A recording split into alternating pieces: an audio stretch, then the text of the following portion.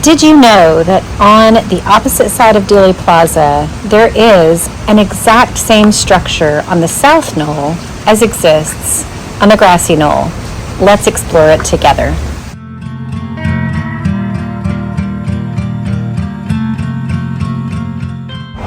Hey guys, welcome back to my channel. I'm Jessica Nell, and if you're new, then welcome. I would love to earn your subscription with this video. Today I'm out at Dealey Plaza. This is the famous triple underpass, and I came to investigate what's called the South Knoll. I hope this video helps you in your investigations and curiosity about the case. It's just going to be a quick look at what was possible, what was visible, where there is a potential hiding spot, and what facts you need to know in order to dig deeper into the South Knoll of Dealey Plaza. So I'm here today. We just popped by to look at the South Knoll, but I wanted to show you guys what there is here. If you don't know, here on the South Knoll, there is actually an exact replica of the pergola. It's like the mirror image. It's the exact same structure, and it wraps around toward, you can see the backside of the railroad bridge right there. So that is the railroad bridge. This is the South Knoll pergola. And right there you can see Elm Street and the other grassy knoll pergola. Here is the same structure for the colonnade on this side, and the vantage of Dealey Plaza from this side of the street. I was kind of struck by the notion today that the very same kind of hiding places that exist on the grassy knoll exist here in this place, that there are bushes. Everywhere that there's a hole in the colonnade presents a place where a firearm could be stuck through, that this is an investigatable spot. This parking lot was not here.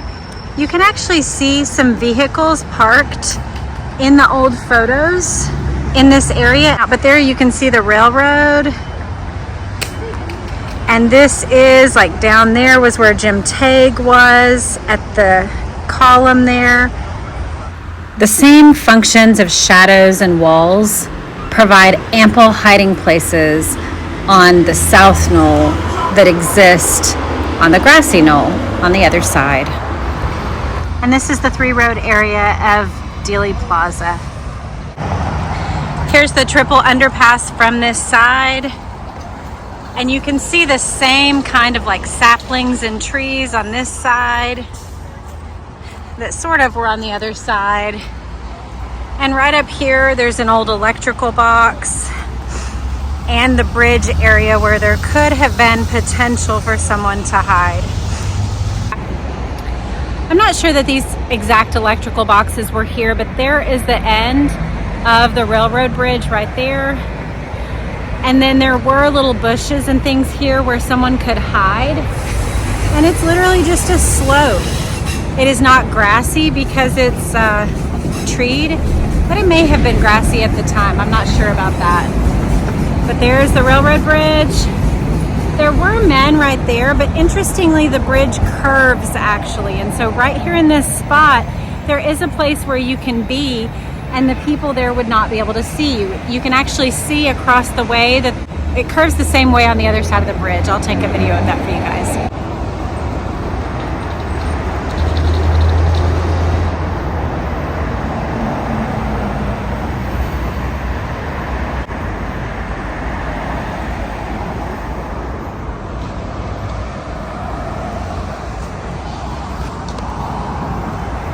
There is a little step up here from the road, but then right in here, there is a place where you could be down and see. There's the electrical box here, here's the bridge, but there's a little spot here. And from my position, the curve is visible, but the people on the main bridge would not be able to see. So So that's what this position is a little spot. There were policemen and railroad workers on the bridge, not necessarily right here on this little curved section, but on the part immediately over Main Street, there were railroad workers. And some of those names, just in case you want to do more digging, are Sam Holland. Of course, there's the railroad tracks, but Sam Holland was perhaps the most cited observer because he was very vocal. He was part of the Warren Commission, and he also was a part of Mark Lane's documentary, and he was very clear about having seen smoke coming out from the trees that we can see right there in the video. Other names are Austin Miller, Royce Skelton, Richard Dodd, Clement Johnson, Nolan Potter, and Frank Riley. There were also Dallas police officers J.W. Foster and J.C. White. But this is the vantage point that they would have had on the presidential motorcade. I mean, such a great look, such a good look at the grassy knoll. And you can even see Lee Bower's tower there just to the left of the trees. But this is the South Knoll, and while the trees are larger, the shadows are similar for the time of day that the assassination was in 1963. It's very bright out here. One topic that I want to share with you that people ask about is the storm drain. And when people ask about the storm drain, the typical one that they are talking about is down at the street level. People see it in some of the films and photography. It is down at the street level, and a shot would have been impossible from it to actually get to President Kennedy. I'll show you what that is. That storm drain is right in the center of the screen, and you can see where the fatal X is from here. And that shot would not have been visible because of the position of the car. That shot would not have been visible because of the position of the car as well as the angle. It just doesn't work. But as I have talked about that one, I want to show you there is another storm drain that people ask about, and I'll show it to you from this angle and then from the other angle. So back in this corner, this is now by the picket fence. Right down here, there is a storm drain that people say they can see in the photos. Some people have isolated photos of this area, and they say that the position that I just showed you of the concrete was added afterward. Here is the shot from the back. So there is Elm Street, and here you can see this is the end of the railroad bridge, and there is concrete work that potentially could have been added there, but there is a storm drain. Some people claim that this fence used to come back here and go towards the picket fence, and that part was moved outward to hide the location of this shot. Now, I will say, as I look, there is definitely room for a whole-sized person down in there. You can see my shoes, and then if you look, the hole is for sure about 5 or 6 feet deep. And when I look right here, there is concrete, and then there is Elm Street right there beyond this fence. This is the picket fence now. So I'm sharing that just so you can also check out what you want to research about Dealey Plaza and about this particular storm drain. By my mind, actually, from this position, I'll show you what you can see. So here is the storm drain, and from this position now through the new picket fence, that is the vision that you can see.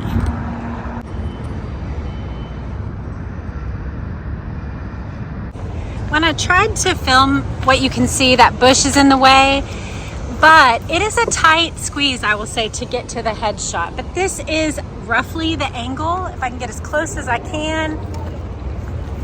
This is the angle from the storm drain. But it is right next to the picket fence. So that's that look. Like I said, you can do your own research, but there is Lee Bower's tower behind me. There is the railroad tracks, and there's Elm Street.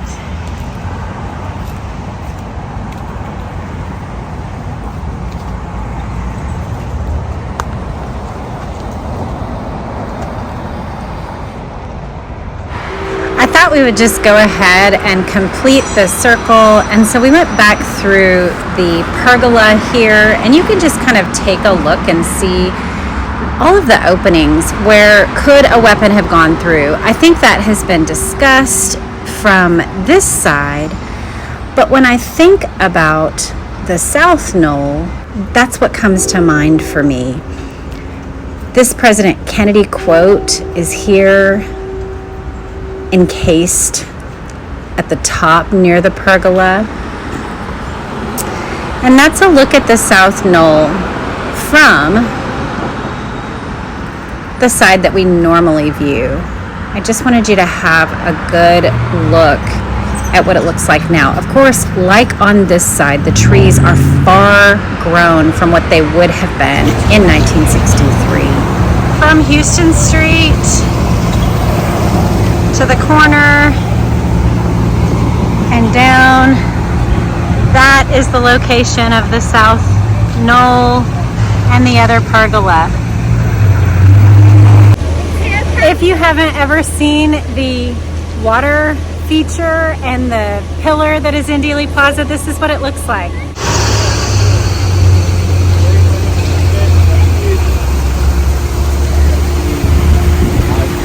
That is the school book depository. Here is the water feature. There is another one on that side. That is the South Knoll. And here in Dealey Plaza, it says the birthplace of Dallas. There is information about the assassination on bronze plates. And then another colonnade feature here, from where you can see both the grassy knoll and the site of the assassination, as well as the South Knoll. So that is the monument, and here is the statue of George Bannerman Dealey, who Dealey Plaza is named for. And he has his life and work in bronze plates here.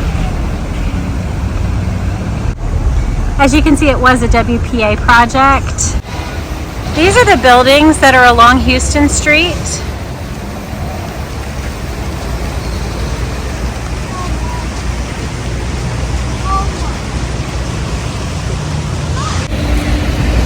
That's it. I hope this video helps you evaluate if there could have been a South Knoll shooter and what was and was not possible. Again, right here behind me, in those old photos, there are people who have played with the few photographs that exist of this area and have shown the existence of vehicles and bodies that are moving right around the time just after the assassination. So there's plenty more for you to look into, but this is my contribution. I hope it helps you in your research and in your thinking about the case. Have a great day. Bye.